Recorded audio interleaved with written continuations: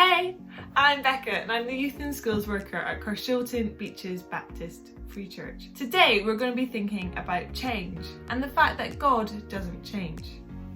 So if I asked you to write a list of all the things in your life that have changed in the past 6 weeks, I bet you'd have a really long list. You could write down about maybe changes about how you do school, what you do in terms of meeting up with friends or talking to friends, catching up with family members. You might talk about changes in what you're eating, about the fact that maybe you don't go out for dinner or you haven't been to McDonald's. That's definitely on my list. There's lots of things that we could write down on this list. And I also bet that if you wrote a list of all the things that stayed the same, you'd feel like that list is much shorter than it should be. So it might feel like the world has gone a bit topsy-turvy. Everything's kind of turned upside down. So what on earth does the Bible have to say about the topsy-turvy world that we feel like we're living in? In this world which seems like nothing's really stayed the same, where things feel like they're not really solid, we're not really secure, we don't really know what's going to happen next. The Bible understands. The writers of the Bible understand what it's like to live in a world where at times it can feel really insecure, we can feel really unsure of what things are going to look like.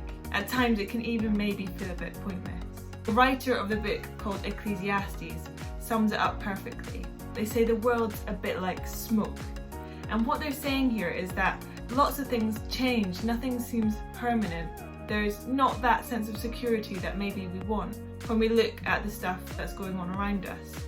But that's not the end of the story.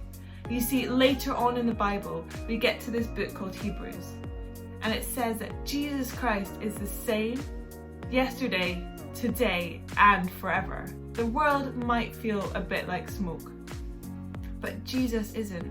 He's solid, he's secure, and we can put our hope and our trust in him. In a world where everything has stopped. Flights aren't going, school isn't really happening the same way, lots of businesses have shut down. God hasn't stopped. God keeps working, God keeps moving, God is still doing stuff.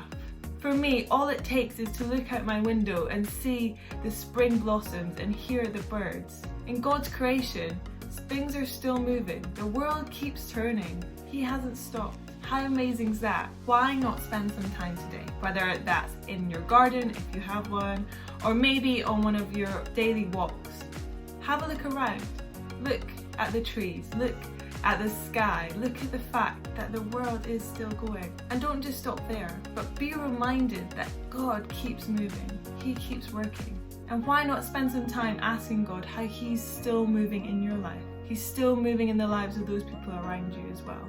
How cool is that? So that's all I kind of have time for today, but I hope something of that sticks. I hope something of that will be an encouragement to you this week. Why not even share this video with your friends? And to keep up to date with everything that we're doing on this channel, hit that red subscribe button to keep in the loop. Alright, I'll see you next week. Bye!